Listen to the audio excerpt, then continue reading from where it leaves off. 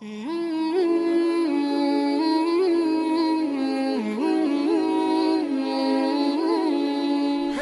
الحمد لله نحمده ونستعينه ونستغفره ونعوذ بالله من شرور أنفسنا ومن سيئات أعمالنا من يهده الله فلا مضل له ومن يضلله فلا هادي له وأشهد أن لا إله إلا الله وأشهد أن محمدا عبده ورسوله.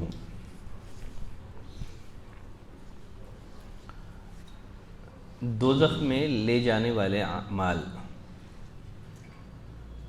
سابقہ کلاسوں میں، سابقہ دروس میں ایسے بہت سارے گناہ بیان کیے گئے، ایسے بہت سارے اعمال بیان کیے گئے جو آدمی کو جہنم کا حقدار بنا دیتے ہیں. آج کی کلاس میں مزید کچھ ایسے اعمال کے بارے میں جانیں گے جس کی وجہ سے آدمی جہنم کا حقدار بنتا ہے. دوزخ میں لے جانے والے اعمال میں سے ایک عمل ہے چغل خوری کرنا. چغل خوری کرنا. چغل خور وہ ہوتا ہے جو لوگوں کے درمیان فساد ڈالنے کے لیے باتیں ایک دوسرے تک پہنچاتا ہے. چغل خوری بغض، اناد، دشمنی کی آگ بھڑکانے کا باعث بنتا ہے.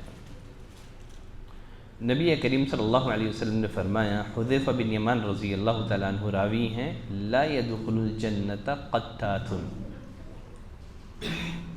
چغل خور جنت میں داخل نہیں ہوگا. عبداللہ بن عباس رضی اللہ عنہما کی وہ مشہور و معروف روایت آپ جانتے ہیں، اس سے پہلے بھی آپ سن چکے ہیں. نبی کریم صلی اللہ علیہ وسلم کا گزر دو قبروں پر سے ہوا. فرمایا ان دونوں کو عذاب دیا جا رہا ہے. پھر آپ نے فرمایا یہ عذاب کسی بڑی بات پر نہیں ہو رہا ہے. پھر فرمایا بلا، کیوں نہیں وہ بڑی بات ہے. پہلے تو آپ نے فرمایا ان دونوں کو جو عذاب دیا جا رہا ہے وہ کسی بڑی بات پر نہیں ہو رہا ہے. پھر آپ نے فرمایا کیوں نہیں وہ بڑی بات ہے. لوگوں کی نظر میں بڑی نہیں ہے. وہ جنہیں لوگ بڑا نہیں مانتے ہیں، جنہیں لوگ بڑا تصور نہیں کرتے ہیں، حقیقت میں وہ دو گنا بڑے ہیں. فرمایا اما احدہما فکان یسعی بالنمیمہ. ان میں سے پہلے کو جو عذاب دیا جا رہا ہے اس کی وجہ اور اس کا ریزن یہ ہے کہ وہ چغلی کیا کرتا تھا. وَأَمَّا الْآخَرُ فَكَانَ لَا يَسْتَنزِهُ مِن بَوْلِهِ. دوسرا پیشاب کے چھینٹوں سے نہیں بچتا تھا. دوسرا پیشاب کے چھینٹوں سے نہیں بچتا تھا. اسی بنا پر نبی کریم صلی اللہ علیہ وسلم نے فرمایا جو پیشاب کے چھینٹے ہیں نا ان سے بچا کرو، خبر میں زیادہ عذاب اسی وجہ سے ہوگا. پیشاب کے چھینٹوں سے نہ بچانا. اس لیے کہ صلاۃ کی شرائط میں سے، نماز کی شرائط میں سے ایک اہم ترین شرط کیا ہے؟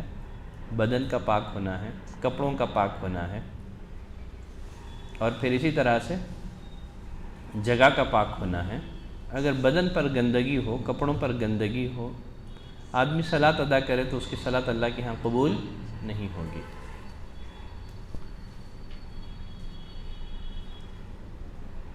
وہ اعمال جو آدمی کو دوزخ کا حقدار بنانے والے ہیں ان میں سے ایک غیبت بھی ہے.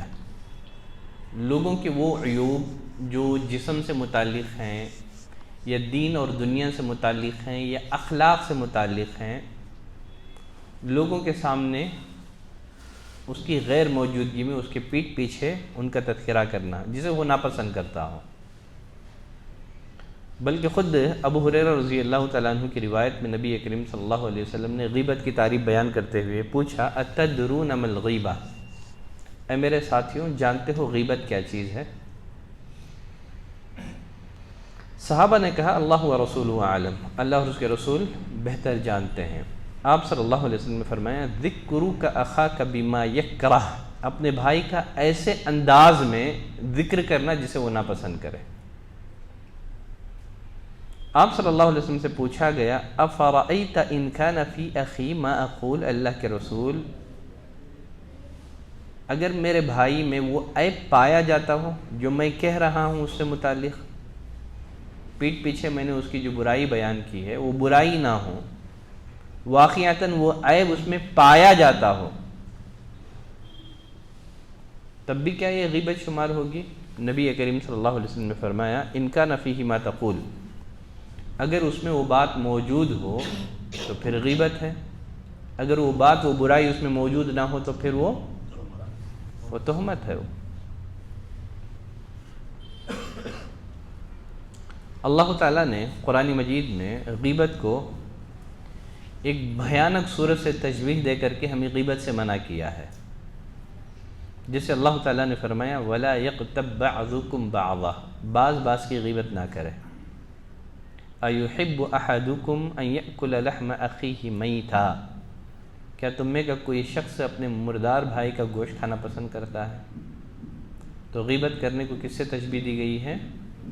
گویا اپنے مردار بھائی کا گوشت کھانا ہے، اپنے مردار بھائی کا گوشت کھانا ہے۔ یہاں ایک سوال پیدا ہوتا ہے، وہ یہ ہے غیبت کرنے کو مردار بھائی کے یا مردہ بھائی کے گوشت کھانے سے تشبیہ کیوں دی گئی ہے؟ کیا ہے کمپیریزن، کیا ہے ان دونوں میں، کیوں تشبیہ دی گئی ہے؟ کوئی بتا سکتے ہیں؟ کیونکہ اپنے بھائی کی جو ہے عزت سے کھیل رہا ہے اس کے غیب میں۔ اگر کوئی آدمی مردہ بھائی کا گوشت کھاتا ہے تو مردہ بھائی گوشت کھانے سے روک سکتا ہے کیا؟ ہٹا سکتا ہے؟ نہیں۔ اسی طرح چونکہ برائی پیٹھ پیچھے بیان کی جا رہی ہے، وہ اپنا دفاع نہیں کر سکتا، اپنا ڈیفینس نہیں کر سکتا ہے۔ جس طرح مردہ شخص کا گوشت کھایا جائے تو وہ اپنا گوشت کھانے سے ہٹا نہیں سکتا ہے، اسی طرح عدم موجودگی میں اگر کسی کی برائی کی جائے تو اپنا ڈیفینس نہیں کر سکتا، اپنا دفاع نہیں کر سکتا ہے۔ اسی بنا پر غیبت کو مردار بھائی کے گوشت کھانے سے تشبیہ دی گئی ہے۔ یہ بات ذہن میں رکھیں، صرف غیبت کرنا ہی حرام نہیں ہے، اس سے سننا بھی حرام ہے۔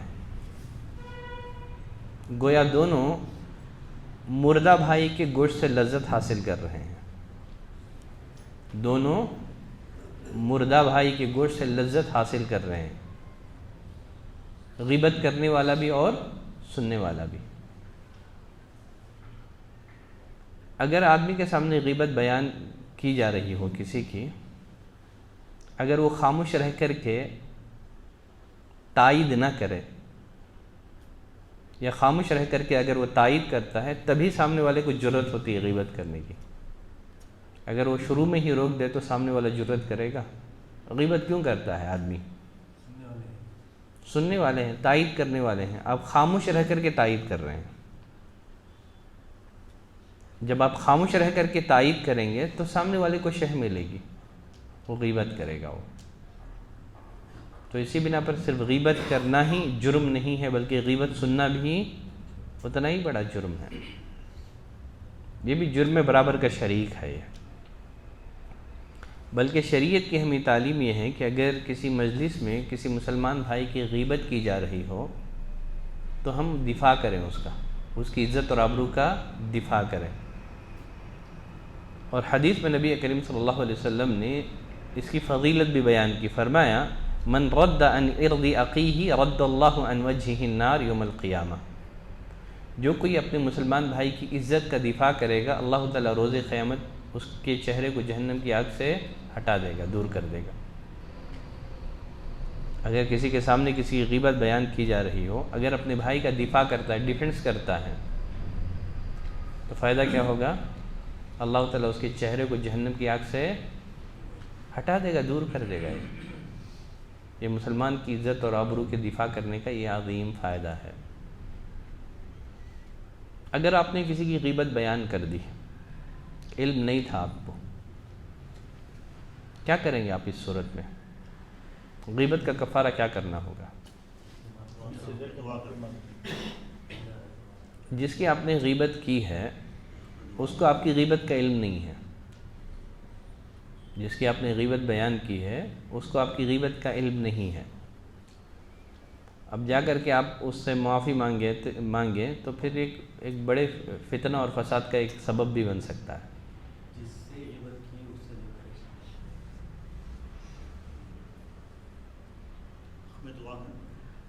ٹھیک ہے، اس کے حق میں استغفار کریں. جس کی آپ نے غیبت بیان کی ہے اس کے حق میں استغفار کریں. ہاں، اگر سامنے والے کو آپ کی غیبت کا علم ہو گیا ہو تب آپ مل کر کے اس سے معافی طلب کر لیں. اگر علم نہیں ہے تو بلا وجہ جا کر کے تکلف کر کے مزید فساد پیدا کرنے کی ضرورت نہیں ہے. اس صورت میں اس کے حق میں استغفار کر دیں. اپنے لیے بھی استغفار کریں اور اپنے بھائی کے حق میں بھی کیا کریں؟ استغفار کریں. گویا استغفار کرنے کا مطلب کیا ہے؟ آپ اسے فائدہ پہنچا رہے ہیں، آپ اللہ سے اس کے لیے مغفرت اور بخشش کا سوال کر رہے ہیں، اس کے حق میں دعا کر رہے ہیں. گویا بخشش کا تحفہ آپ اس کو دے رہے ہیں. پہلے آپ نے گناہ یعنی اس کی اپنی نیکیاں اسے دے کر کے گناہ آپ نے لے لیا تھا، تو اس کے حق میں کیا کر دیں؟ استغفار کر دیں. خیر چلیں آگے بڑھیں. دوزخ میں لے جانے والے اعمال میں سے گناہوں میں سے ایک گناہ لوگوں کی پوشیدہ باتوں کی ٹوہ لگانا ہے یا جاسوسی کرنا ہے. آدمی جاسوسی کیوں کرتا ہے؟ جاسوسی کا مقصد کیا ہوتا ہے؟ تاکہ اسے اپنے بھائی کی کسی کمزوری کا علم ہو جائے اور لوگوں میں اسے بیان کر کے اسے ذلیل کرے. اسی لیے تو آدمی جاسوسی کرتا ہے، تاکہ بھائی کی کسی کمزوری کا علم ہو جائے اور لوگوں میں اس کے اس عیب کا چرچا کر کے اسے ذلیل اور رسوا کرے. یہ اسلامی اخوت اور بھائی چارے کے خلاف ہے. یہ ایک مسلمان دوسرے مسلمان کا بھائی ہے. وہ حدیث میں نبی کریم صلی اللہ علیہ وسلم نے فرمایا ایاکم والظن، بہت زیادہ بدگمانی سے بچو، فإن الظن اکذب الحدیث، اس لیے کہ بدگمانی یہ جھوٹ ہوتی ہے عموماً، یہ سب سے بڑا جھوٹ ہوتا ہے. پھر فرمایا ولا تحسسوا ولا تجسسوا، نہ ٹوہ لگاؤ نہ جاسوسی کرو. تو جاسوسی کرنے سے خود اللہ تعالیٰ نے قرآن مجید میں فرمایا ولا تجسسوا، جاسوسی نہ کرو. ابو برزہ اسلمی رضی اللہ تعالیٰ عنہ کی روایت میں نبی کریم صلی اللہ علیہ وسلم نے فرمایا یا معشر من آمن بلسانہ، اے وہ جماعت جو زبان سے ایمان لائی ہے، ابھی ایمان دل میں داخل نہیں ہوا ہے. فرمایا لا تغتابوا المسلمین، مسلمانوں کی غیبت مت کرو، ولا تتبعوا عوراتہم، اور ان کے عیوب کا پیچھا نہ کرو، نہ غیبت کرو نہ مسلمانوں کی عیوب کے ٹوہ میں لگو. پھر آگے نبی کریم صلی اللہ علیہ وسلم نے فرمایا فَإِنَّهُ مَنِ اتَّبَعَ عَوْرَاتِهِمْ، جو کسی مسلمان کے عیوب کے پیچھے پڑے گا تو کیا ہوگا؟ اللہ تعالیٰ اس کے عیب کے پیچھے پڑ جائے گا. وَمَنْ يَتَّبِعِ اللَّهُ عَوْرَتَهُ، اور جس کے عیوبوں کا اللہ تعالیٰ پیچھا کرے تو کیا ہوگا؟ اللہ تعالیٰ اسے اس کے گھر میں رسوا کر دے گا. اللہ تعالیٰ اسے اس کے گھر میں رسوا کر دے گا. خیر چلیں آگے بڑھتے ہیں. دوزخ میں لے جانے والے اعمال میں سے ایک عمل ہے ناپ تول میں کمی کرنا. ناپ تول میں کمی کرنا. عبداللہ ابن عباس رضی اللہ عنہما فرماتے ہیں جب نبی کریم صلی اللہ علیہ وسلم مکے سے ہجرت کر کے مدینہ پہنچے تو اہل مدینہ ناپ تول صحیح نہیں کرتے تھے، ڈنڈی مارا کرتے تھے. یہاں تک کہ اللہ تعالیٰ نے یہ آیت کریمہ نازل کی وَيْلٌ لِّلْمُطَفِّفِينَ، بڑی خرابی ہے کن کے حق میں؟ ناپ تول میں کمی کرنے والوں کے لیے. الَّذِينَ إِذَا اكْتَالُوا عَلَى النَّاسِ يَسْتَوْفُونَ، جب لوگوں سے ناپ کر لیتے ہیں تو پورا لیتے ہیں. وَإِذَا كَالُوهُمْ أَوْ وَزَنُوهُمْ يُخْسِرُونَ، جب انہیں ناپ کر یا تول کر دیتے ہیں تو کیا کرتے ہیں؟ کم کر دیتے ہیں۔ جب یہ آیت کریمہ نازل ہوئی تو مدینے کے لوگوں نے اپنا جو ناپ تول کا جو انداز تھا اسے صحیح کر لیا، کیونکہ ویل، ہلاکت، اللہ کی رحمت سے دوری، خرابی، جہنم کی وعید۔ عبداللہ بن عمر رضی اللہ عنہما کی وہ مشہور معروف روایت آپ جانتے ہیں، وہ فرماتے ہیں اقبل علینا رسول اللہ صلی اللہ علیہ وسلم، ایک دن نبی کریم صلی اللہ علیہ وسلم ہمارے درمیان تشریف لائے، فرمایا یا معاشر المہاجرین، اے مہاجرین کی جماعت، خمس اذا ابتلیتم بہن واعوذ باللہ ان تدرکوہن، 5 گناہ ایسے ہیں اگر تم ان میں مبتلا ہو جاؤ تو پھر اللہ کی پناہ، تب تو تمہاری ہلاکت یقینی ہے۔ میں اللہ سے پناہ طلب کرتا ہوں کہ تم ان 5 گناہوں میں مبتلا ہو جاؤ۔ پھر آگے نبی کریم صلی اللہ علیہ وسلم نے ان 5 گناہوں کا تذکرہ کیا اور ساتھ ہی ساتھ ان 5 گناہوں کے نتیجے میں جو عذابات آتے ہیں ان کا بھی آپ نے تذکرہ کیا۔ آپ نے فرمایا پہلا گناہ اور اس کی سزا، لم تظہر الفاحشۃ فی قوم قط حتی یعلنوا بہا، اگر کسی معاشرے میں بے حیائی، فحاشی عام ہو جائے، کسی معاشرے میں بے حیائی ظاہر ہو جائے، حتی یعلنوا بہا، اور وہ بھی کھلم کھلا لوگ بے حیائی کریں، کھلم کھلا فحاشی کریں، تو کیا ہوگا؟ اللہ کا عذاب کیا آئے گا؟ الا فشا فیہم الطاعون، پلک کی وبا پھیل جائے گی۔ والاوجاع التي لم تكن مضت في اسلافهم الذين مضوا، ایسی بیماریوں کا وہ معاشرہ شکار ہو جاتا ہے، اسلاف نے ان بیماریوں کے بارے میں نہ سنا ہوگا۔ تو اللہ تعالیٰ موذی امراض میں، لا علاج امراض میں ایسے معاشرے کے افراد کو مبتلا کر دیتا ہے۔ تو پہلا گناہ اور اس کی سزا، پہلا گناہ کیا تھا؟ اگر کسی معاشرے میں بے حیائی عام ہو جائے، کھلم کھلا لوگ بے حیائی کرنے لگیں گے، تو پلک کی بیماریاں اور دیگر موذی بیماریاں معاشرے کو اپنی لپیٹ میں لے لیں گی، اور بیماریاں بھی ایسی کہ گزرے ہوئے لوگوں نے ان کے نام تک نہ سنے ہوں گے۔ دوسرا گناہ اور اس کی سزا، فرمایا وَلَمْ يَنْقُصُوا الْمِكْيَالَ وَالْمِيزَانَ، جب لوگ ناپ تول میں کمی کریں گے تو عذاب کیا ہوگا؟ اس حدیث میں 3 عذابات کا ذکر کیا گیا ہے۔ جو ناپ تول میں کمی کرتے ہیں ان کے لیے کتنے عذابات؟ 3 عذاب۔ پہلا عذاب فرمایا وَلَمْ يَنْقُصُوا الْمِكْيَالَ وَالْمِيزَانَ، جو قوم ناپ تول میں کمی کرتی ہے، إِلَّا أُخِذُوا بِالسِّنِينَ، پہلا عذاب قحط سالی کا، پہلا عذاب کیا ہے؟ قحط سالی کا۔ دوسرا عذاب وَشِدَّةِ الْمَؤُونَةِ، روزگار کی تنگی، کیا ہے؟ روزگار کی تنگی، ڈگریاں ہوں گی لیکن جاب نہیں ہوگا۔ جب لوگ ڈنڈی ماریں گے، ناپ تول میں کمی کریں گے، لوگوں سے اپنا حق تو وصول کریں گے لیکن اپنا حق نہیں دیں گے۔ ناپ تول میں کمی کا مطلب صرف یہ نہیں ہے بلکہ حق تلفی بھی ہے۔ ایک ہوتا ہے مادی طور پر ناپ تول میں کمی کرنا، اور ایک ہوتا ہے معنوی طور پر حق نہ دینا۔ جب حق لینے کی بات آئے تو زبردستی اپنا حق لینا، دینے کی بات آئے تو حق نہ دینا۔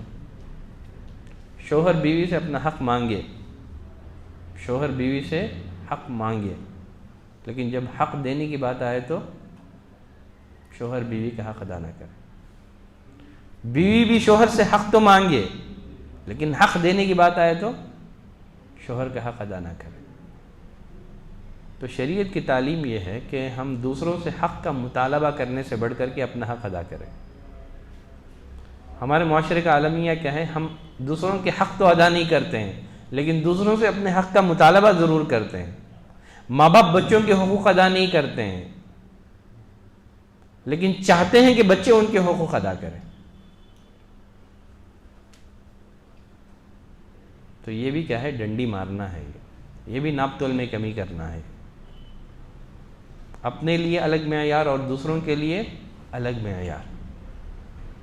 تو فرمایا وَلَمْ يَنْقُصُوا الْمِكْيَالَ وَالْمِيزَانَ، جو قوم ناپ تول میں کمی کرے گی تو کتنے عذابات آئیں گے؟ 3، ایک قحط سالی کا، دوسرا روزگار کی کمی، اور تیسرا وَجَوْرِ السُّلْطَانِ عَلَيْهِمْ، حکمرانوں کا ظلم۔ اللہ تعالیٰ ظالم حکمرانوں کو مسلط کر دے گا۔ آج ہم پر ظالم حکمران مسلط ہیں کہ نہیں ہیں؟ تھوڑا اپنا معاملات کا جائزہ لیں، کہیں ہم لوگوں کے حق ہڑپ تو نہیں کر رہے ہیں؟ صرف حق لینا جانتے ہیں، حق دینا ہم لوگ نہیں جانتے۔ تیسرا گناہ اس کی سزا وَلَمْ يَمْنَعُوا زَكَاةَ أَمْوَالِهِمْ إِلَّا مُنِعُوا الْقَطْرَ مِنَ السَّمَاءِ، جب لوگ اپنے مالوں کی زکوٰۃ روک لیں گے تو اللہ تعالیٰ کیا کرے گا؟ کیا کرے گا؟ آسمان سے بارش روک لے گا۔ مالوں کی زکوٰۃ روک لیں گے تو اللہ تعالیٰ بارش روک لے گا۔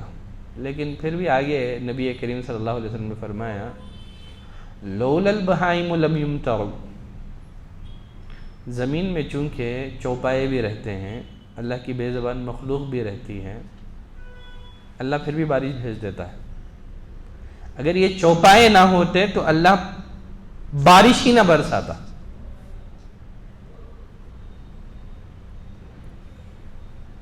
ہے نا؟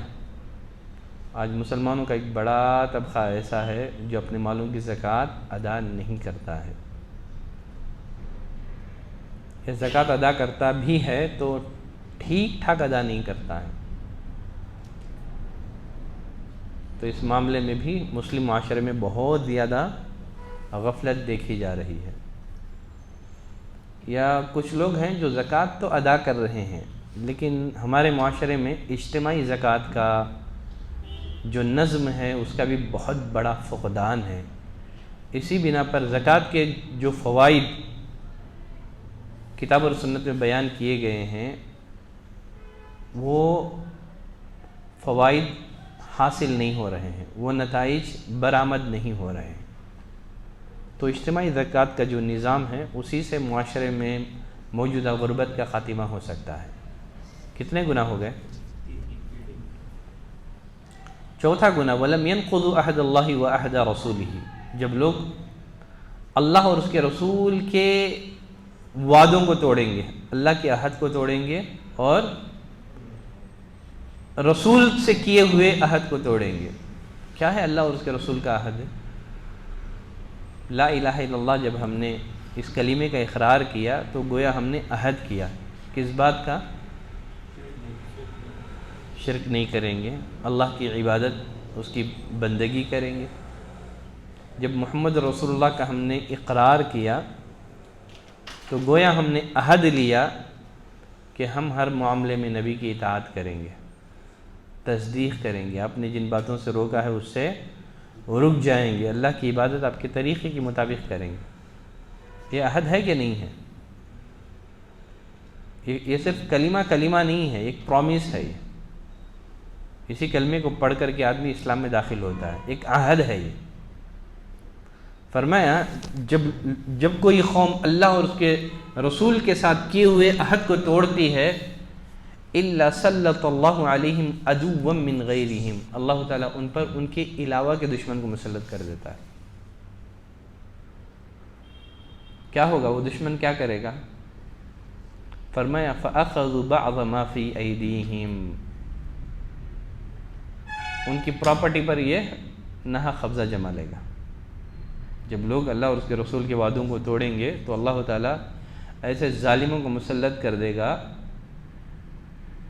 کہ وہ ان کے اموال پر، ان کی پراپرٹی پر ناحق قبضہ جما لیں گے۔ آج یہ صورتحال نہیں ہے؟ ہے کہ نہیں ہے؟ کماتے ہیں ہم، کوئی دوسرا ہڑپ کر لے جاتا ہے۔ خود شہر بنگلور میں نہ جانے کتنی بڑی بڑی کمپنیاں ڈوب گئیں۔ ممکن ہے پس پردہ ان سازشوں میں حکومت کا بھی ہاتھ ہو، واللہ عالم۔ حکومت کی سپورٹ کے بغیر اتنا بڑا دھوکہ دہی یہ آسان بھی نہیں ہے۔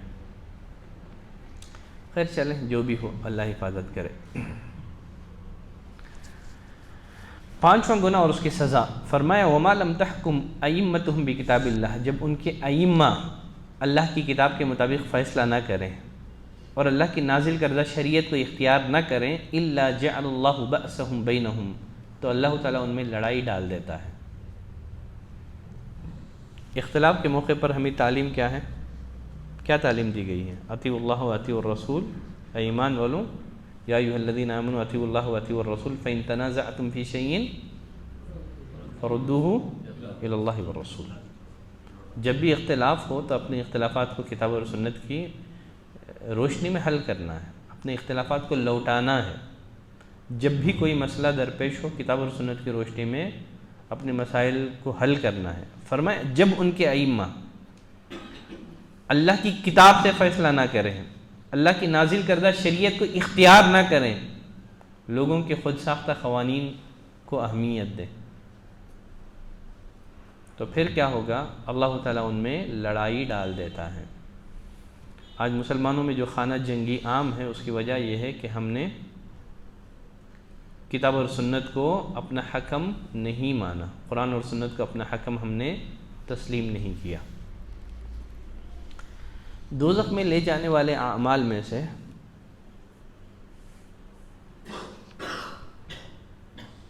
وہ عمل بھی ہیں، وہ اعمال بھی ہیں جو عملی نفاق کے دائرے میں آتے ہیں۔ نفاق دو طرح کا ہے، ایک ہے اعتقادی نفاق جو کہ کفر ہے، اس سے آدمی اسلام سے نکل جاتا ہے۔ نفاق کی ایک دوسری قسم ہے، اس کو کیا بولتے ہیں؟ عملی نفاق۔ یہ اعتقادی نفاق کا سبب اور ذریعہ ہے، لیکن اس کی وجہ سے آدمی اسلام سے نکلتا نہیں ہے۔ عبداللہ بن عمر رضی اللہ عنہما، عبداللہ بن عمر بن عاص رضی اللہ تعالیٰ عنہ سے روایت ہے، وہ فرماتے ہیں نبی کریم صلی اللہ علیہ وسلم نے فرمایا اربع من کن فیہ کان منافقا خالصا۔ نفاق کی 4 علامتیں ہیں، 4 علامتیں اگر کسی میں پائی گئیں تو وہ خالص منافق ہے۔ وہ ومن كانت فيه خصلة منهن، جس میں سے ان میں سے کوئی ایک خصلت ہوگی، جن میں ان 4 خصلتوں میں سے کوئی ایک خصلت ہوگی، تو گویا اس کے اندر کیا ہے؟ نفاق کی ایک خصلت پائی جاتی ہے۔ کیا ہیں وہ 4 علامتیں؟ پہلی علامت نبی کریم صلی اللہ علیہ وسلم نے فرمایا اذا اؤتمن خان، جب اس کے پاس امانت رکھی جائے تو کیا کرے؟ خیانت کرے۔ انس بن مالک رضی اللہ تعالیٰ عنہ فرماتے ہیں نبی کریم صلی اللہ علیہ وسلم جب بھی صحابہ کو نصیحت کرتے، جب بھی آپ خطبہ ارشاد فرماتے تو یہ جملہ ضرور کہا کرتے تھے۔ کون سا جملہ؟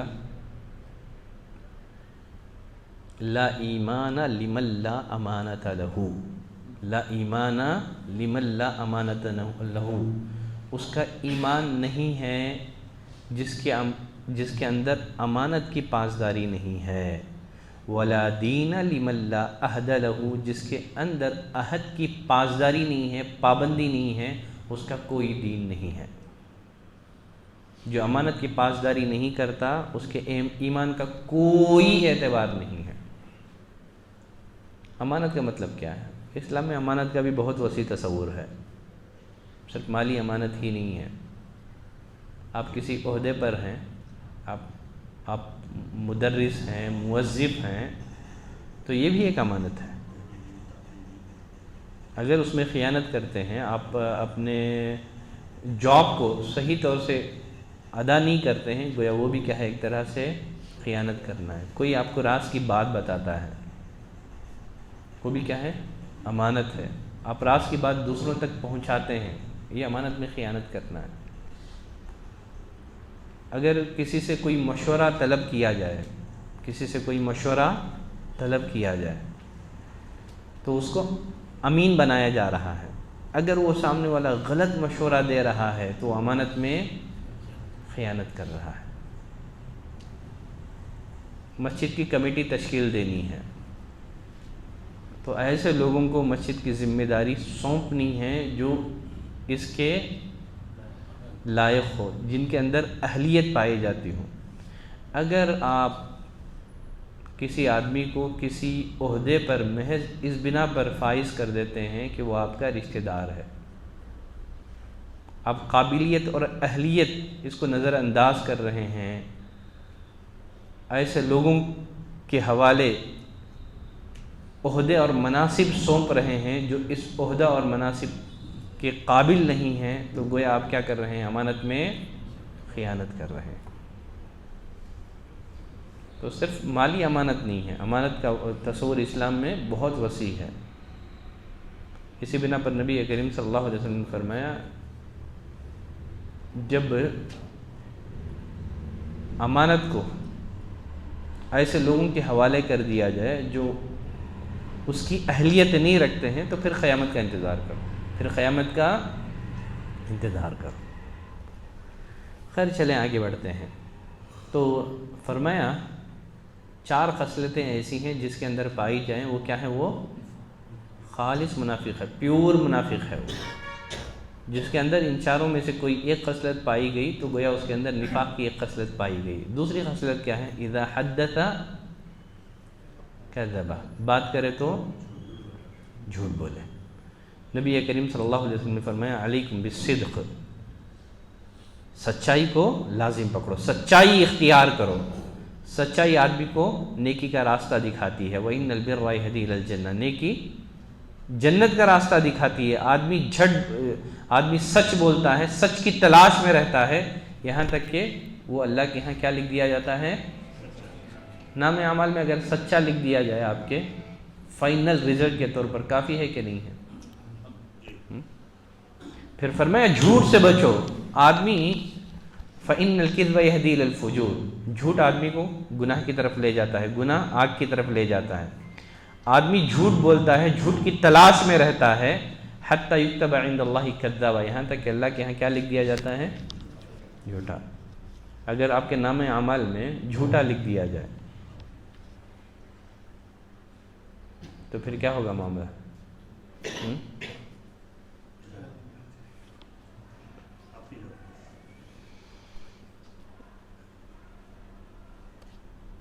جھوٹ صرف یہ نہیں ہے کہ آدمی غلط بیانی کرے، ہر سنائی بات کو بیان کر دینا، یہ بھی جھوٹ ہے۔ کفا بالمرء کذبا ان یحدث بکل ما سمع، آدمی کے لیے جھوٹے ہونے کے لیے اتنی بات کافی ہے کہ وہ ہر سنائی بات کو پھیلا دے، بلکہ ہنسانے کے لیے تفریحاً جھوٹ بولنے کو بھی نبی کریم صلی اللہ علیہ وسلم نے سخت ناپسند کیا ہے۔ فرمایا ویل للذی یحدث بالحدیث، ویل ہے، ہلاکت ہے، بربادی ہے اس انسان کے لیے، بات کرتا ہے تو جھوٹ بولتا ہے۔ کیوں؟ لیضحک بہ القوم، ہنسانے کے لیے۔ ویل لہ، پھر آپ نے فرمایا ویل لہ، اس کے لیے ویل ہے، تباہی ہے، بربادی ہے، پھر اس کے لیے ویل ہے، تباہی ہے، بربادی ہے، 3 بار آپ نے کہا۔ اس آدمی کے لیے ہلاکت ہے، یحدث بالحدیث، بات کرتا ہے تو کیا کرتا ہے؟ جھوٹ بولتا ہے۔ کیوں بولتا ہے جھوٹے؟ ہنسانے کے لیے۔ لوگ جھوٹے لطیفے بول کر کے ہنسا دیتے ہیں۔ آپ کیا ہے، اب جو پروگرامز ہیں یہ بھی ایک انٹرٹینمنٹ کا ذریعہ بن گئے ہیں۔ لوگ ایسے خطبہ کو لائک کرتے ہیں جو جھوٹے من گھڑت قصے کہانیاں بتائیں، جہاں ٹھوس علمی بات ہوتی ہو لوگ پسند نہیں کرتے۔ تھوڑا سا مزہ آنا، تھوڑا گنگنانا ہے نا، تھوڑا لطیفے بولنا، چٹکلے بولنا، ایسے علماء پسند ہیں۔ خیر اللہ حفاظت کرے۔ اور بعض لوگ ایسے بھی ہیں جو شہرت اور برتری کے لیے جھوٹے خواب بیان کر دیتے ہیں، ٹھیک ہے، تاکہ عوام میں ان کی شہرت ہو، برتری ہو، اس طرح وہ لوگوں کو دھوکہ دیتے ہیں۔ کوئی پاکستان میں قادری ہیں، ٹھیک ہے، ان کے خواب میں نبی آ گئے تھے، ٹکٹ کے پیسے، وہ کیا کیجیے، ایک بڑا خواب ہے نا طاہر قادری کا، سننے والا آدمی جھٹلا دے گا، جاہلا خوش ہے، اس نے سینٹر کی بنیاد رکھ دی باقاعدہ طور پر نبی کے خواب کے بعد۔ نبی کریم صلی اللہ علیہ وسلم نے فرمایا ان من اعظم الفرا، سب سے بڑا جھوٹ یہ ہے کہ کوئی اپنے آپ کو غیر باپ کی طرف منسوب کرے، او یوری عینہ ما لم ترى، اپنی آنکھوں کو وہ دکھائے جو اس نے نہیں دیکھا ہے، مطلب ایسا خواب دیکھنے کا دعویٰ کرے جو اس نے نہیں دیکھا ہے، او یقول علی الرسول ما لم یقل، یا نبی کریم صلی اللہ علیہ وسلم کی طرف وہ بات منسوب کرے جو آپ نے نہیں کہی ہے۔ پھر اسی طرح سے بہت سارے ماں باپ ایسے بھی ہیں جو بچوں کو، ابھی چھوٹا بچہ ہے، ان کو معمولی سمجھتے ہوئے جھوٹ بول دیتے ہیں۔ عبداللہ بن عامر بن ربیعہ فرماتے ہیں دعتنی امی یوما، ایک دن میری ماں نے مجھے بلایا، نبی گھر میں تھے ہمارے، آپ صلی اللہ علیہ وسلم قائد فی بیتنا، ہمارے گھر میں موجود تھے۔ میری ماں نے کہا ہاں تعال اعطیک، بیٹے آ میں تجھے کچھ دوں گی۔ ہماری مائیں بلاتے ہیں نا بچوں کو کھلانے کے لیے، بیٹے آ میں تجھے دوں گی۔ تو عبداللہ بن عامر بن ربیعہ کی والدہ نے بلایا، کہا بیٹے آ میں تجھے کچھ دوں گی۔ آپ صلی اللہ علیہ وسلم نے پوچھا وما اردت ان تعطیہ، کیا دینا چاہتی ہو تم اپنے بیٹے کو؟ کہ اللہ کے رسول کھجور دینے کے لیے بلا رہی ہوں۔ آپ صلی اللہ علیہ وسلم نے فرمایا اما انکی لو لم تعطیہ شیئا، اگر تم اپنے بیٹے کو بلاتی، اگر اسے نہ دیتی، کتبت علیک کذبہ، یہ بھی جھوٹ لکھ دیا جاتا، یہ بھی جھوٹ لکھ دیا جاتا۔ بہت سارے ماں باپ بچوں کو معمولی سمجھ کر کے بچوں سے جھوٹ بولتے ہیں، بچوں سے جھوٹ کہلواتے ہیں، خود گھر پر موجود ہوتے ہیں، اپنے معصوم بچے سے کہتے ہیں بیٹا جاؤ کہہ دو ابو گھر پر نہیں ہے۔ بعض اوقات بچہ بڑا معصومیت سے کہہ دیتا ہے ابو نے کہا کہ ابو گھر پر نہیں ہے۔ ایسے بھی کچھ معصوم بچے ہوتے ہیں، جا کر کے مہمان سے کہہ دیتے ہیں ابو نے کہا کہ ابو گھر پر نہیں ہے۔ خیر چلیں، ہاں مذاق سے بھی جھوٹ نہیں بولا، ہو گئی نا وہ حدیث پڑھ لیے نا، ہنسنا ہنسانا مذاق سب وہی ہے۔ وہ حدیث اس سے پہلے بھی ہم لوگ پڑھ لیے ہیں نا، انا زعیم ببیت فی وسط الجنہ، میں جنت کے سینٹر میں اس آدمی کو ایک گھر لے کر دینے کی گارنٹی دیتا ہوں، لمن ترک الکذب وان کان مازحا، جو جھوٹ کو ترک کر دے گرچہ وہ ازراہ مذاق ہی کیوں نہ ہو، جو مذاق سے بھی جھوٹ نہ بولتا ہوں، میں اسے جنت کے سینٹر میں ایک گھر لے کر دینے کی گارنٹی دیتا ہوں۔ پڑھے تھے نہیں پڑھے تھے؟ یاد آیا؟ جنت کے فرنٹ میں کسے گھر مل رہا ہے؟ اس حدیث میں ایک جنت کے فرنٹ میں، سینٹر میں، اور جنت کے اعلیٰ درجے میں۔ ہاں بہت اچھے، بارک اللہ فیکم۔ آپ نے فرمایا انا زعیم ببیت فی ربض الجنہ لمن ترک المراء وان کان محقا، میں جنت کے ایک دم سینٹر میں، کنارے میں اس آدمی کو گھر لے کر دینے کی گارنٹی دیتا ہوں جو حق پر رہتے ہوئے بھی جھگڑے سے باز رہے، اور درمیان میں آخری نمبر پر انا زعیم ببیت فی اعلی الجنہ، جنت کے اعلیٰ درجے میں اس آدمی کو گھر لے کر دینے کی میں گارنٹی دیتا ہوں جس کے اخلاق اچھے ہوں۔ چلیں، اس حدیث میں کتنی باتیں ہو گئیں؟ تیسری بات وَإِذَا وَعَدَ أَخْلَفَ، وعدہ کرے تو وعدہ خلافی کرے، وعدہ کرے تو وعدہ خلافی کرے، عہد شکنی کرے، وعدہ کر کے وعدہ توڑ دے۔ یہ جو وعدہ خلافی ہے، عہد شکنی ہے، اس کی بھی بہت ساری شکلیں ہو سکتی ہیں۔ ایک تو اللہ اس کے رسول سے کیے ہوئے وعدے کو توڑ دینا ہے، جس کے بارے میں حدیث ہم لوگ پڑھ چکے ہیں، ہے نا۔ ایک تو اپنے نفس سے کیے ہوئے وعدے کو توڑ دینا ہے، وہ کیا ہے؟ کوئی شخص توبہ کرتا ہے، توبہ اب نظر و نیاز، ٹھیک ہے، آدمی کیا کیا، اپنے اوپر ایسی چیز کو فرض کر لیا جو فرض نہیں تھی، پھر توڑ دیا۔ نظر کرے تو پوری کرنا ہے، نظر کرے تو پوری کرنا ہے، ٹھیک ہے۔ یہ بھی کیا ہے؟ وعدے کی پاسداری ہے۔ ایک تو اللہ اور اس کے رسول سے کیے ہوئے عہد کو پورا کرنا ہے، اپنے نفس سے کیے ہوئے عہد کو پورا کرنا ہے، اور پھر تیسرے نمبر پر لوگوں سے کیے ہوئے عہد کو۔ اب لوگوں سے کیے ہوئے عہد میں حتیٰ کہ غیر مسلموں سے جو کیا ہوا عہد ہے اس کو بھی پورا کرنا ہے۔ مسلم حکمران ہیں، ان سے کیے ہوئے عہد کو پورا کرنا ہے، بھلائی کے کاموں میں ان کی اطاعت کرنا ہے۔ تو یہ سب وعدہ اخلفہ، وعدہ کرے تو وعدہ خلافی کرے، عہد شکنی کرے تو اسلام میں عہد شکنی کا بھی بہت وسیع تصور ہے۔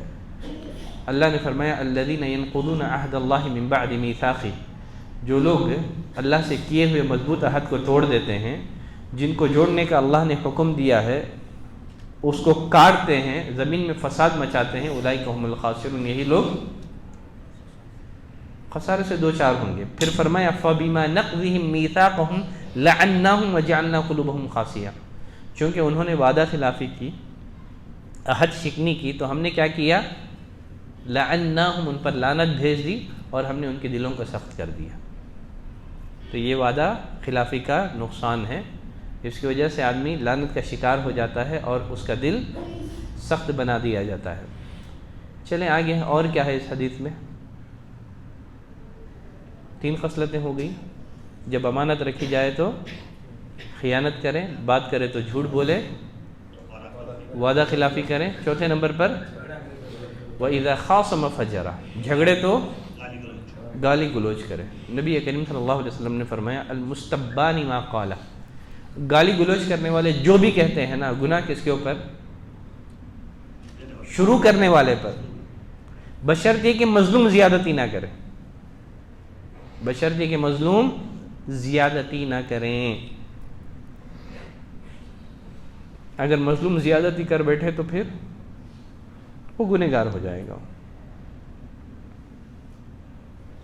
تو وَإِذَا خَاصَمَ فَجَرَ، تو یہ مومن کی عادت نہیں ہے، وہ گالی گلوچ سے پرہیز کرتا ہے، بچتا ہے۔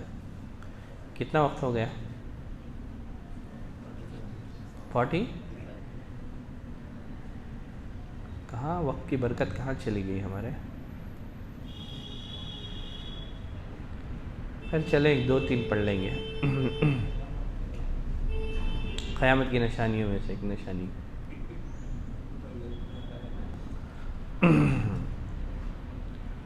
چلیں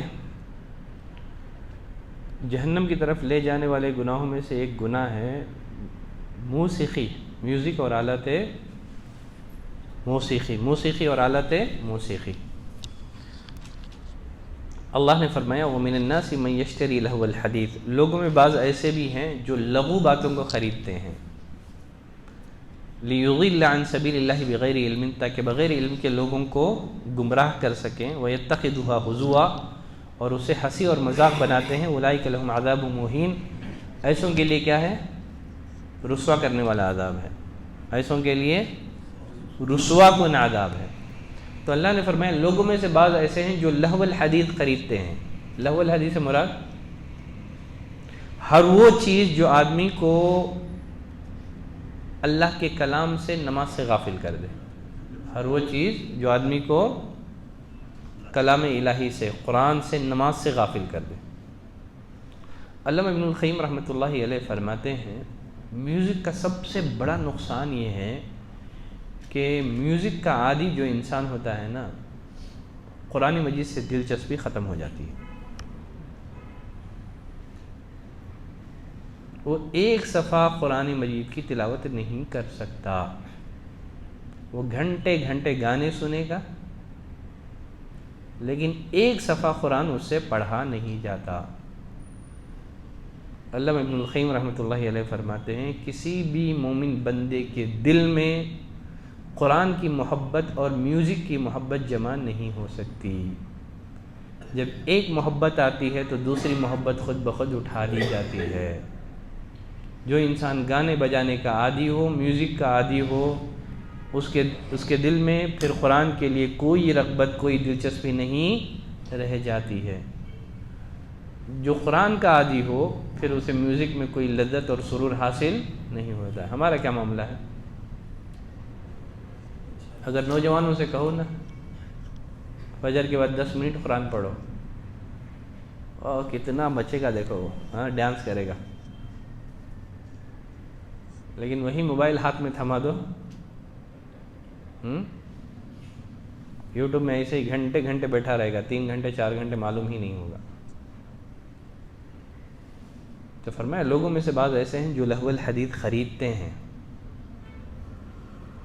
موبائل میں ڈاٹا ڈال کر کے گانے سننا، یہ لہو الحدیث خریدنا ہے، جو آدمی کو نماز سے اور اللہ کے ذکر سے غافل کرنے والی ہے۔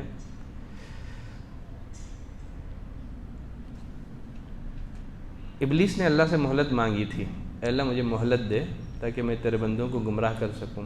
اللہ نے دے دی مہلت، کہا وَاسْتَفْزِزْ مَنِ اسْتَطَعْتَ مِنْهُمْ بِصَوْتِكَ، کہا ان میں سے جن پر تیرا بس چلے اپنی آواز کے ذریعے سے گمراہ کرنا۔ شیطان کی آواز کیا ہے؟ میوزک ہی ہے۔ کیا ہے؟ شیطان کی آواز کیا ہے؟ میوزک ہے۔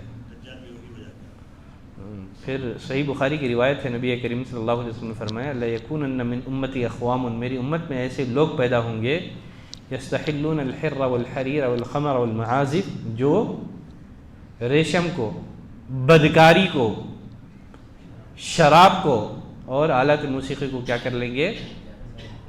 جائز کر لیں گے۔ دیکھیں نافع فرماتے ہیں سمع ابن عمر مزمارا، میں عبداللہ بن عمر کے ساتھ جا رہا تھا، اتنے میں ایک بانسری کی آواز سنائی دی۔ کوئی کسان جو تھا نا بانسری بجا رہا تھا، پنگی کیا بولتے ہیں اس کو، ٹھیک ہے ہاں۔ تو نافع کہتے ہیں فوضع اصبعه على اذنيه، تو عبداللہ بن عمر نے کیا کیا، اپنی انگلیاں اپنے کانوں میں رکھ لی، غیر ارادی طور پر کانوں میں پڑ گئی، حالانکہ گنہگار نہیں ہے، اب بس میں جا رہے تھے گانا ڈال دیا، ٹھیک ہے، یہ غیر ارادی ہے، یہ ٹھیک ہے، گنہگار نہیں ہے، لیکن پھر بھی دیکھیے ایک ہوتا ہے تقوی کا اعلیٰ درجہ، پرہیزگاری کا ایک اونچا درجہ۔ کہتے ہیں عبداللہ بن عمر نے کیا کیا، اپنی انگلیاں اپنے کانوں میں ڈال لی، وقال علی، اور مجھ سے کہا یا نافع هل تسمع شيئا، آ رہی کا آواز آ رہی ہے کیا؟ تو نافع کہتے ہیں میں نے کہا نہیں، فرفع اصبعه من اذنه، کیا کیا، اپنی انگلیاں باہر نکال لی اور کہنے لگے کنت مع النبی صلی اللہ علیہ وسلم، ایک دفعہ میں نبی کے ساتھ تھا، فسمع مثل هذا، آپ نے ایسی بانسری کی آواز سنی جس طرح میں نے کیا، نبی نے بھی ایسے ہی کیا تھا۔ تو وہاں نبی نے عبداللہ بن عمر سے نہیں کہا کہ انگلیاں ڈال لو، یہاں عبداللہ بن عمر نے نافع سے نہیں کہا کہ کان میں انگلیاں ڈال لو، کیونکہ غیر ارادی طور پر گنہگار نہیں ہوتا ہے آدمی اس میں، لیکن پھر بھی ایک ایمان کا ایک اعلیٰ درجہ یہ ہے کہ غیر ارادی طور پر بھی گانا سننے سے بچیں۔ اپنے ساتھ جو ہے نا ہیڈ فون لے کر کے جائیں بسوں میں جاتے ہوئے، اگر وہ گانے ڈالیں تو آپ کیا کریں، قرآن ڈال کر کے سنیں، ٹھیک ہے، آپ پہلے سے سوچ کے جاتے ہیں، ہاں بس سے گانا گنا ہوتا ہے، کیسا بھی ٹائم پاس ہو جاتا ہے، گناہ آ جاتا ہے۔ کون سی؟ سنن نبی داؤد کی روایت ہے۔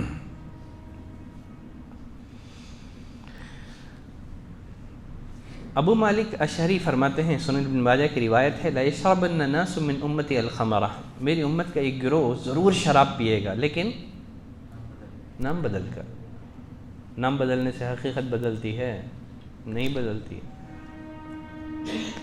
پھر فرمایا ان کے سروں پر آلات موسیقی بجیں گے، گانے والیاں گائیں گی، کیا ہوگا، یخسف اللہ بہم الارض، اچانک پارٹیاں ہوں گی، وہ کیا بولتے ہیں، پب کیا بولتے ہیں ادھر، کیا بولتے ہیں اس کا، پب، ہاں، ڈانس ہوگا، گانے بجانے ہوں گے، کیا ہوگا، یخسف اللہ بہم الارض، اللہ اچانک انہیں زمین میں ڈھسا دے گا۔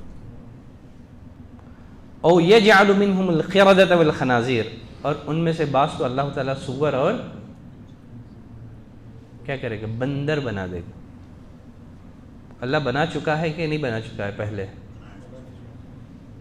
اللہ کے لیے کچھ بھی بعید نہیں ہے۔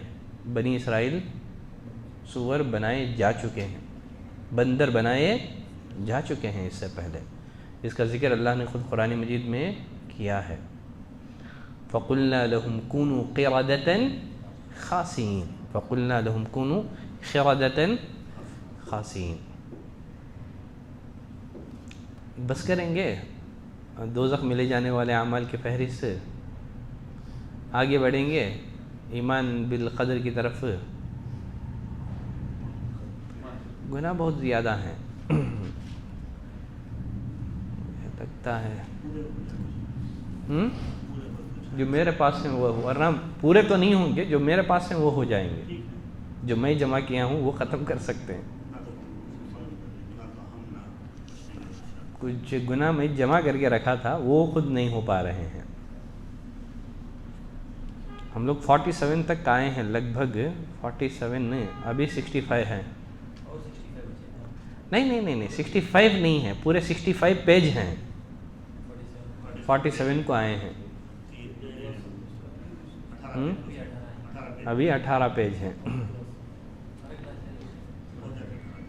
تو اس میں سے چنندہ لے لیں گے اور ایک کلاس میں، چلو اگلی کلاس میں ہم لوگ ختم کر لیں گے۔ پھر اس کے بعد ہم چلیں گے ایمان بالقدر پہ۔ دیکھیے وہ ارکان ایمان ہی ذہن سے نکل گیا رہیں گا، اتنے موضوعات میں جا کو آ گئے ہم لوگ۔ پتہ ہے کہ ہم ارکان ایمان پڑھ رہے ہیں، معلوم ہے، ٹھیک ہے۔ جیسے ارکان ایمان ختم ہوں گے، احسان سے پہلے ایک ایگزام ہوگا۔ کیا خیال ہے آپ کا؟ میں اکیلا آپ کو ویٹ کر لے رہنا کی ایسے بھی ہو جاتا ہے، ایگزام بولے تو غائب۔ کچھ یادہ ریپیٹیشن کر لیں گے بیٹھ کر کے۔ اگر ہم لوگ ایسے ہی پڑھتے ہوئے چلیں، کچھ یادہ نہ ہو، کچھ ریپیٹیشن نہ ہو،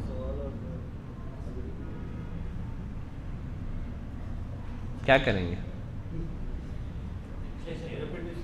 کتنا یاد ہے دیکھیں گے خالی، ٹھیک ہے؟ کیا بھی ٹینشن لے لے کو آؤں نہ کو ایگزام کو، تو یہ سب پرچے دیکھو کونوں کونوں میں بٹھاتا نہیں، ٹھیک ہے؟ ایسے سوالات پوچھیں گے، ٹھیک ہے؟ کتنا یاد ہے آپ کو دیکھیں گے،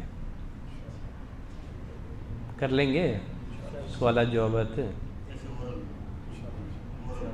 ہاں اورل کر لیں گے، بعد میں پھر آپ بیٹھ کر کے ڈیسائیڈ کرو آنے والے دنوں میں اس کی کیا شکل ہو سکتی ہے، ٹھیک ہے؟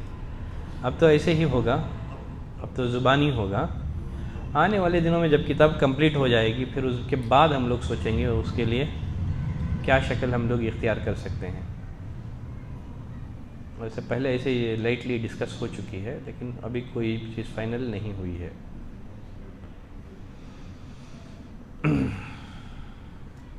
امید کہ کوئی سوال نہیں ہوگا کسی کے پاس۔ کیا ہے یہ؟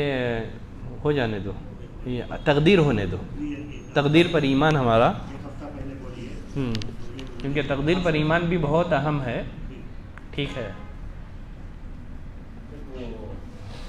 شراب کو لوگ نام بدل کر استعمال کریں گے بولے نا، آج کل جو اسپرے جو آ رہا ہے اس کے تعلق سے کیا؟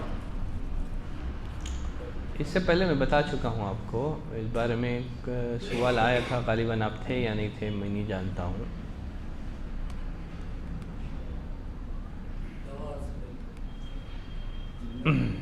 دیکھیے اس بارے میں علماء کی ڈیفرنٹ اوپینین ہے، ٹھیک ہے؟ ایک قول تو یہ ہے اس بارے میں، شراب حرام ہے، نجس نہیں ہے۔ شراب حرام ہے، نجس نہیں ہے، ٹھیک ہے؟ اسلام میں ہر نجس چیز کا حرام ہونا ضروری نہیں ہے۔ ہر نجس چیز حرام ہو، یعنی ہر حرام چیز نجس ہو یہ ضروری نہیں ہے۔ بہت ساری چیزیں حرام ہیں لیکن نجس نہیں ہیں۔ کپڑوں پر اگر شراب لگی ہوئی ہو نماز ہو جائے گی. شراب بنائی جاتی ہے انگوروں سے، خشخش سے، فلاں سے فلاں سے، حرام تو ہے لیکن نجس نہیں ہے. اگر اس اصول کو سامنے رکھیں جی، جیسے شیخ صالح عثیمین رحمۃ اللہ علیہ نے یہی بات کہی ہے، ٹھیک ہے، ایک اہل علم کا ایک گروہ اسی کا قائل ہے کہ شراب حرام تو ہے نجس نہیں ہے، ٹھیک ہے. جیسے بہت ساری چیزیں ہیں ایسی، خون لے لیجیے، خون کیا ہے؟ یہ نجس نہیں ہے. کپڑوں پر خون ہو تو نماز ہو جائے گی. اب نماز میں بلغم آ گیا، آپ صلی اللہ علیہ وسلم کیا کرتے تھے؟ چادر کے کنارے میں تھوک کر ایسا گھستے تھے. کپڑا میلا ہوا کیا اس سے؟ ہوا کہ نہیں ہوا؟ نہیں ہوا نا. حرام ہے، نجس نہیں ہے. نجس کے لیے معیار طے شریعت طے کرے گا کیا چیز نجس ہے، کیا چیز نجس نہیں ہے، ٹھیک ہے. تو اسکالرز کا ایک ماننا یہ ہے کہ شراب حرام ہے، نجس نہیں ہے.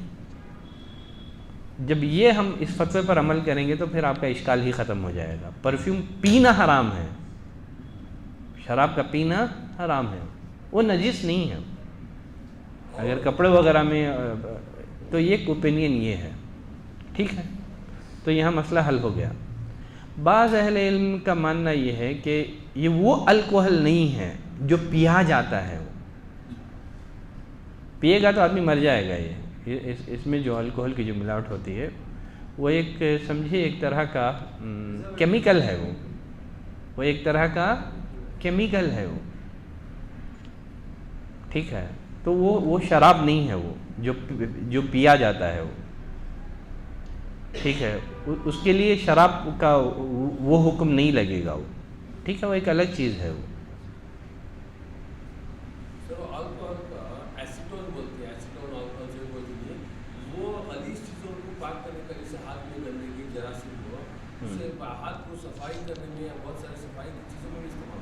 تو یہی تو کیا ہے، ایک کیمیکل ہے وہ، ٹھیک ہے. وہ پیا نہیں جاتا ہے، وہ پیا نہیں جاتا ہے، ٹھیک ہے. اگر کہیں کہ نہیں وہ بھی الکوہل ہی ہے، اس پر بھی الکوہل ہی بولا جاتا ہے، اگر کوئی کہنے والا کہیں وہ بھی الکوہل ہی ہے تو ہم کہیں گے کہ ہر حرام چیز کا نجس ہونا ضروری نہیں ہے، ٹھیک. لیکن کوشش کرو الٹرنیٹ یوز کرنا. میری ہر مسئلے میں کیا کرنا ہے ہمارے لیے، الحلال بین والحرام بین. حلال واضح ہے، حرام واضح ہے. کچھ مشتبہات ہیں، علماء میں اختلاف ہو گیا نا حلال حرام بول کر کے، تب ہم کو کیا کرنا ہے، حرمت کا پہلو غالب کر کے بس جانا ہے. اب ایک علماء کا ایک طبقہ غالباً شیخ صالح الفوزان وہ مانتے نہیں ہیں، یعنی پرفیوم کو جس میں الکوہل کی ملاوٹ ہو. تو خود اسکالرز میں اختلاف ہے. جب اختلاف ہو گیا ہے تو جب ہمارے پاس الٹرنیٹ موجود ہے، دع ما یریبک الی ما لا یریبک. آپ صلی اللہ علیہ وسلم نے ایک اصول دیا ہے کہ ہر وہ چیز جس میں شک ہو چھوڑ دو، ایسی چیز کو اپنا کر کے جس میں شک نہ ہو. آپ کے پاس الٹرنیٹ نہیں ہے کہ نہیں ہے؟ آپ مجبور ہیں کیا اسپرے یوز کرنے کے؟ نہیں ہے نا. تو جہاں شک ہو گیا ہے، شبہ پیدا ہو گیا ہے، ٹھیک ہے. ایک علمی مسئلہ الگ ہے، ٹھیک ہے. ہم اپنے علمی طور پر کس مسئلے کو راجح قرار دیتے ہیں وہ مسئلہ الگ ہے. لیکن ایک تقوی کی بات یہ ہے جہاں بھی شک پیدا ہو جائے چھوڑ دیں. الٹرنیٹ جو چیزیں ہوتی ہیں نا، نعم البدل، اس کو استعمال کریں.